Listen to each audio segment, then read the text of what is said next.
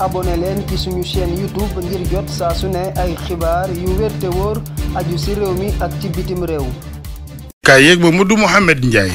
jërë ngeen jëf njiital réew mi bëgg a jiite réew mi di Idrissa Seck ca tan koy bëgg a jiitu moom daamal Kajoor l'Observateur mi ngi ñuy wax ni mi ngi ci dansé ni démb bi commission contrôle parrainage bi ubbee ab dossier am doon càmbar ay parrain yi Idrissa Seck baaxlewul am na lu ëpp juróom-ñetti junniy doublon externe yu mu war a régler bu bëggee jàll ci parrainage yi. Momar Diong di journaliste buy gëstu ak a xeltu ci politique réew mi xamal waa l'Observateur ni Idrissa Seck bu xoolee ba élection présidentielle yi 2024 yi rëcc ko bu boobaa boyo boo mu doxee fi noppalu ci élection présidentielle ndax dana jafe ci moom mu am yaakaar yi dégg excellence monsieur le président. leneen li zena ci mbir yi Momar Diong nee nañu mooy bu ñu demee ba Déthié Fall mi ne woon ab poulain moom Idrissa Seck jàll ci parrainage yi Idrissa Seck di tendeefal loolee mbir la mbir moomee l'Observateur xëyee mu di Idi mi nekk ci góota Le Quotidien moom la xëyee moom it ba dañuy wax ne 8613 doublons externes moom la Idrissa Seck amee moom la war a lijjanti du moom rek ndax candidat bu pur bi di Mamadou Aliou Dia moom it war naa lijjanti 202 parrain ngir mën a matal li ñu koy laaj ñi matlewul ba ñu rëkkale leen journal bi nee nañu Alioune Sarr ak Jean-Baptiste Diouf ci la ñu bokk Sud Quotidien bind ne Idrissa Seck rëkkale nañu ko waaye dafay jaaraat ca kanamu commission contrôle parrainage bi ndax commission bi da ko ne mu dem régler ji doublon externe yi mu am journal lay fa nañu ay mbetteel ak i lajj maanaam i surprise ak i échec ñoo am ca commission contrôle de parrainage ba ca conseil constitutionnel journal bi nañu bankal sa baaraam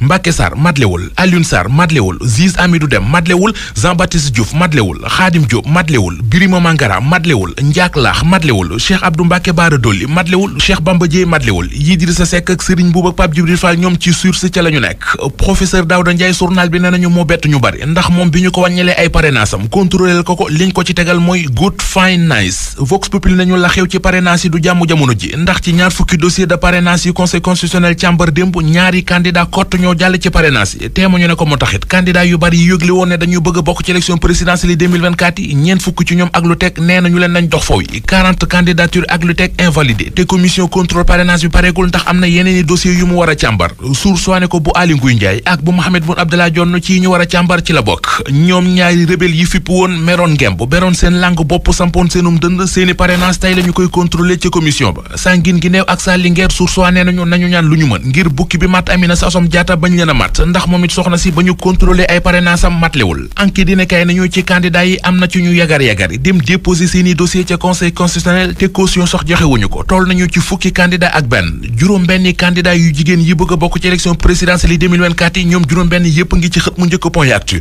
muy Aminata Touré professeur Amsatou Sow Sidibé Aïda Mbodj Rose Wardini Anta Babacar Ngom ak Aminata Assome Diatta mi ñu rëkkale yéenekaay bi dañuy wax ne bu ñu deful ndànk candidat bu jigéen du am ci présidentielle yi 2024 mi ngi ñuy leeralal fi mu jógi ba tax mu wax ko ñu wax ci la yéenekaay mi ñu xëy wax lu neex li président Macky Sall defal maire yi ci Sénégal journal bi nañu maire bu Malicounda di Maguette Sène coordonnateur bu Radel xalaat bi mu amoon yàgg koo xeex fu nekk mu taxaw fa moom ak waa Radel di ko sàkku président Macky Sall defal na leen ko mu di lu jëmale kanam nekkinu élus locaux yi am nañu léegi indemnité des maires am nañu seen statut bopp am nañu ay véhicule de fonction ak i titre de voyage coordonnateur u Radel di Maguette Sène ci xët mu njëkk journal lay fa mu fay wax ne alhamdulilah ndax li ñu doon sàkku doon ko yóotu mi ngi ñëw ndànk-ndànk ma nga fay waxit ne kuréel gi di réseau des acteurs de la décentralisation et du développement local mi ngi na si pexe di teg ay initiative ngir fexe ba indi ci réew mi ay investisseurs yu bari ñu bari dégg nañu lu doy waar li xew ci Nimza 2 ci Pikine Est mu di benn femme bu ñu fekkoon mu faatu ci néegam te ñu ne bañ koy fekk mu faatu solu woon ay yére waa ji mu nekkaloon ñii ne aw faram la woon ñecc des ne ab colocataire am la l'Observateur nee nañu moom waa ji ma nga ca loxo yoon waaye ba léegi nanguuta ubbi gémmiñam wax li ñu xam daal mooy bi yëf yi amee dafa bañoon ne du ubbi néeg bi ba ñu forcé ubbi néeg bi ca lañ ko fekk moom waa ji mu sol ab caleçon ak tiset bu xotteeku léegi ko nañu xale bu jigéen boobee ñu fekkoon mu faatu ci néegam te ba ñu koy fekk mu faatu soloon ay yére ak ni ñu ko fekkee mu faatu liñ ci xamagum mooy dañ koo xoj ba mu faatu loolee moo tax ñu jàpp ne ki ko faat da ko doon jéem a siif.